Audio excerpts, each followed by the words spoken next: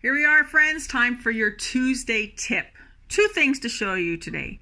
I'm going to move through them fairly quickly, but at least you'll get to see them. So, two things to stand above the crowd, above the noise, because that's the whole point, right? To stand above the noise of social media, above the noise of other people in the same businesses as us or other people looking to gain business. When you go to Facebook, one of the ways I tend to or try to stay above the noise is I go into the search bar and I type in birthdays of my friends. And up comes this. And if I click on see all, it'll totally give me a breakdown of whose birthdays are coming up this month. And then at some point it populates them like this. Those who are having birthdays this month, happy birthday, by the way. But if I start mousing over some of these people and I recognize the fact that they may be a realtor or an insurance agent and or own their own domain or have an office front somewhere, I can absolutely get their address now, stand above the noise, and send them a handwritten card, which makes you stand out as a business owner. And or if I'm savvy with Canva or another graphic program, I can create a graphic specifically for them pre their birthday and have it go on their birthday on their wall on their actual date, and it has the personal touch like I crafted something for them. Huge tool, my friends, and if you're involved in relationship marketing, which I believe we all should be involved in, as it is we are in the people validation business.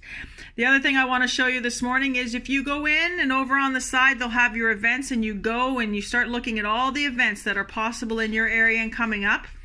Now, when you click on one of the events to go to, and I'm picking this one here, Angie for Deputy Mayor is having a pumpkin patch day.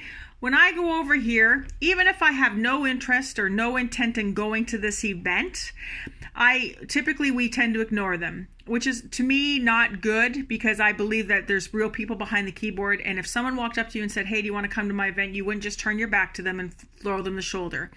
I believe it's the same thing here. I also believe that we don't need to justify why we can't go. A simple no, I can't attend is more than fine. I think sometimes we think that we have to give some reason or an excuse, and I don't believe that that's necessarily true.